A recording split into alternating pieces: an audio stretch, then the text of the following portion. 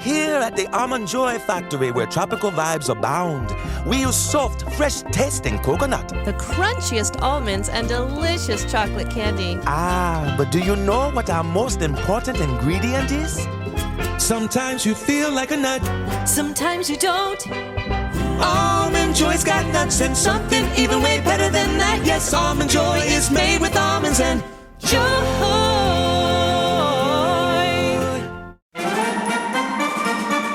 The Red Apple Media Podcast Network presents This is Protecting America. Now, here's Emmy-winning journalist Rita Cosby. And welcome to another edition of Protecting America. I'm Rita Cosby. On January 3rd, the Republicans will regain control of the House of Representatives, and they say they will immediately investigate many key issues, from the border, Hunter Biden, COVID origins, security failures on January 6th, social media suppression, and so much more. So what should be top of their agenda, and can they be effective in these important investigations? Well, joining us now to discuss all of this is former Congressman Pete Hoekstra. He is a former Republican congressman from Michigan, also former chairman of the House Intelligence Committee, and also former U.S. ambassador to the Netherlands. Congressman Hoekstra, great to have you here. Always good to be with you. Thank you, Rita. What should be the top of the Republicans' agenda? Well, I think they really need to take a look at what's at the top of the agenda for the American people. I think right now Americans have a great degree of uncertainty about what the economy is going to bring to them in 2023. They're concerned about inflation. Obviously, a lot of them are concerned about what's happening to their retirement accounts. So I think the economy has to be number one. The second thing that I think they're really concerned about is what's happening on the border. Okay? I mean, you see these images of thousands of people crossing the border on a daily basis with no documentation, coming across the border, with kids coming across the border, with fentanyl doing a tremendous amount of damage to people around the country. And I don't think Americans quite understand what's going on and how a government like ours, governed by the rule of law, can allow this to continue on the southern border. And then we get into the investigations. But if you're going to be investigating, you need to investigate things that the American people care about.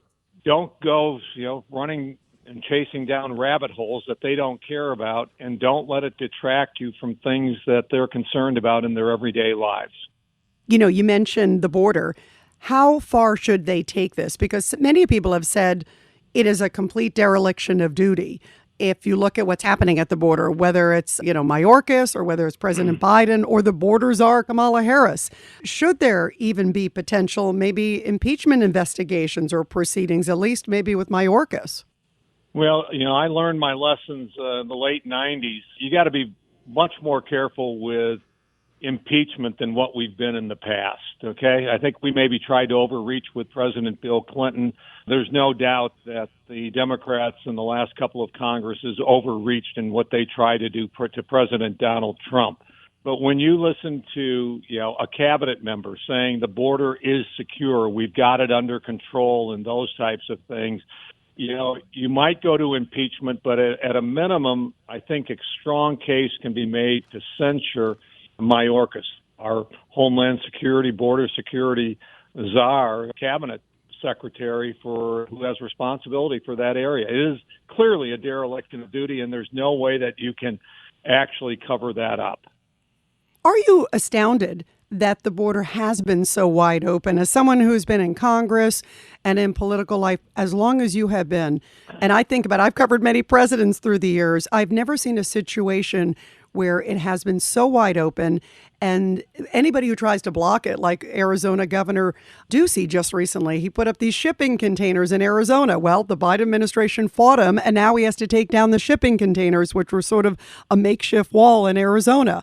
So it's like anybody who tries to take security into their own hands gets scolded, and yet efforts to keep the border even more wide open continue by the administration. It's really astounding to see. It is. There's no way to explain it or to understand it. I traveled overseas this year. I traveled to the Netherlands. And to get back into the country, to be able to board a plane from Amsterdam back to Michigan, I had to have a negative COVID test. I had to find someone who would administer a COVID test 24 hours before I was scheduled to board a plane, print out the results, enter into the database with the airline that I was flying. Then I could come into the country. Or I could have just flown to Mexico City and taken a car up to the border and walked across the border with all kinds of contraband and no medical history at all. It's shocking, and I can't really find anybody who can explain or understand why the Biden administration is allowing it to occur. Why do you think the Biden administration is allowing this to occur?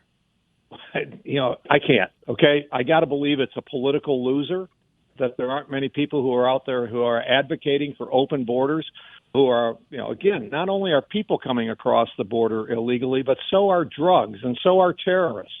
And I, for the life of me, cannot understand it. And I think the Biden administration is one or two events away from this really becoming catastrophic, where, there is a terrorist attack in the United States. Hundreds of people die, and we go back and we trace the perpetrators back to coming across the border illegally. The Biden administration, they're taking huge risks with allowing this policy to continue. So why do you think they're doing it? I mean, there are people who've come on and said, well, they believe it's, they want to have more folks in the country, give them amnesty, hoping they're going to vote Democratic. What do you think is the intention? Because as you point out so eloquently, it seems almost inconceivable. Yeah, Rita, I don't know. Clearly, they are changing the face of America. We're not talking a few 100,000 people. This year it could be somewhere in the neighborhood of 5 to 7 million people who come into the country. Some of them are detected. Some of them, we don't detect them coming into the country. Think about it. Over a period of 4 years of one administration, that number could be 20. Over a period of 8 years, that number could be upwards of 40 million people. That's more than 10% of the American population would have come into the country illegally. Predicting how they're going to vote and those types of things, or what the repercussions will be across the country, I think is a very, very difficult game. If they're trying to change the country and make it more favorable to their point of view, the Democratic Socialist point of view, I think they're playing with fire, because, number one, these folks are not going to be citizens, and hopefully we'll have a electoral process that has integrity, that will not provide them with the right to vote. But the ramifications among those who are in the United States, who are citizens, potentially could be devastating to the people that allow them to come out and allow them to come into the country. Rita, it makes absolutely no sense to me, economically, politically, societally, humanitarianly. Think about it. We've got thousands of people who are freezing on the border because they're on the southern side of the border. They're in Mexico. They're living in, tent cities. They come across the border. They're probably going to get treated better than what they are in Mexico, but it's still not going to be great. Yeah, no question. No question. So and you hear these horrible stories of what happens with the cartels that are bringing them over to these individuals. It's just horrific.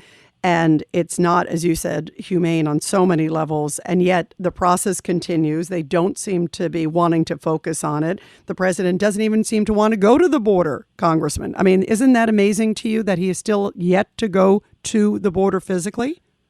He or the vice president should have gone to the border in the first 3 or 4 months of the new administration, because if they go now, just the visuals are going to be awful. I can't imagine that they're going to find a place on the border where they can go and say, wow, hey, we're making progress. This really is under control. And they're not going to find it. And they're going to be talking to local leaders who are absolutely furious with what the administration is allowing to happen to their communities, to their states. It's a mess all the way around. They don't want to deal with it. They don't want to fix it when, the folks in Texas or Arizona want to put up their own makeshift, because these are the people that are living with it every day. They're living with the consequences, and they're trying to fix it. And then the federal government takes them to court and wants them to remove the barbed wire or the razor wire or the containers that Governor Ducey has put in place in Arizona. Again, I find it incomprehensible what they are doing. But at the same time, they want a Senate seat. They want a governor's race in Arizona that you can't explain why the people of Arizona went that way with what was going on the southern border. My cat Freddie loves to be brushed and cuddled. But stirring up his cat allergens meant sneezing and itchy eyes. Then I found Purina One Live Clear. It's cat food that reduced the major allergen and my suffering in as little as 21 days. Now, we feel closer than ever. If you have issues with cat allergens, you really need to try Purina One Live Clear. Try new Purina One Live Clear today. Purina One, a difference from day one. Yeah, it was amazing to see, and in some of the other areas too as well. So you're right. People are, maybe they don't understand what's going to happen, especially when Title 42 is potentially lifted, any day now. One of the other things too, and you brought up COVID too, and you brought up the testing and things that happened. And what about the issue of looking into COVID origins? There are so many questions still about where it came from. And it seems like every time our President Biden's on the phone, he doesn't even ask Xi Jinping about coronavirus, doesn't talk about anything tied to the COVID origins. And we just saw reports recently, by the way, that China is actually stopping to report their big surge of COVID cases. They're now having a whole bunch of more COVID cases just recently again, sort of a massive resurgence. We saw the crackdowns, all the headlines and all the video from the crackdowns. But now the government has essentially said they're not going to report the new cases to the world. So they're not sort of cooperating again, if you will. Should there be a investigation of the COVID origins so we make sure this never happens again? Well, we're starting to see some of the same stuff here. I think the Biden administration is now saying that they will not release the number of people that are entering into the country illegally every month. But let's go to China. China, this is not about doing an investigation. This is about, it's time to hold China accountable. We know the virus came from China. I firmly believe that there's an overwhelming amount of evidence that says it escaped from the Wuhan lab. We don't know whether it was an intentional or unintentional, but the bottom line is nobody disputes that it came from Wuhan. And the Chinese government has never been open with us about what was going on, what they knew about the virus, and why, as the outbreak was occurring in China in January of 2020, they stopped travel inside of the country, but at the same time, they allowed Chinese folks to travel internationally and to spread the virus when they knew it was a deadly, contagious virus. They didn't put in the measures to protect the rest of the world. They worked with the WHO to control the flow of information. And then we get into our own, it pains me to say this, but I think, Dr. Fauci, our CDC, NIH, they misled the American people so many times. So, yes, we need to hold our own officials accountable, and we have to hold the Chinese government accountable for what has happened in America and the rest of the world. We now have more than 1 million dead Americans because of what has happened with COVID, and we have a regime in China, the Chinese Communist Party, that has never been open and forthright with the United States or the rest of the world about what they knew and when they knew it. Sure, there needs to be an investigation, but at the end of this, Congress and Republicans are going to have to put forward a plan to hold the Chinese Communist Party and our own government officials accountable for the decisions that they made in the last 2.5, 3 years, especially the ones that they made during the first 6 months of the outbreak.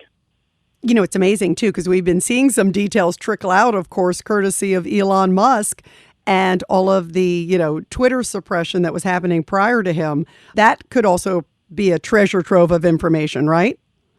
The biggest treasure trove might be, are these things in any way linked? The intelligence community had got COVID all wrong, but the intelligence community was involved in the COVID suppression of information. The intelligence community was involved in the suppression of information regarding Hunter Biden's laptop. The intelligence community, think about this. Our intelligence community, which is designed to spy on our enemies overseas, they have no authorization at all to function and work against American citizens. They're meeting weekly with Twitter. Who else were they meeting with? Were they meeting with Facebook? Were they meeting with YouTube? Were they meeting with the New York Times? Were they meeting with the Washington Post? Who else were they meeting with to try to suppress information on a whole range of these issues? It's illegal, and it really talks about a total lack of they're trying to control our speech here in America. I hope that they dig deep into what the intelligence community is doing, because it's very, very troubling, and it's illegal and totally inappropriate, and people are losing faith in the FBI, but more importantly, they're losing respect for our intelligence community. Yeah, and that is really saddening, because there's so many great men and women in it. But when you see sort of this reinforces what many people suspected, and it's sad, and it's important that we care about our law enforcement communities, as you talk about too, and you, I know, so deeply also respect too as well. No, absolutely. And, hey, I've got crazy ideas every once in a while.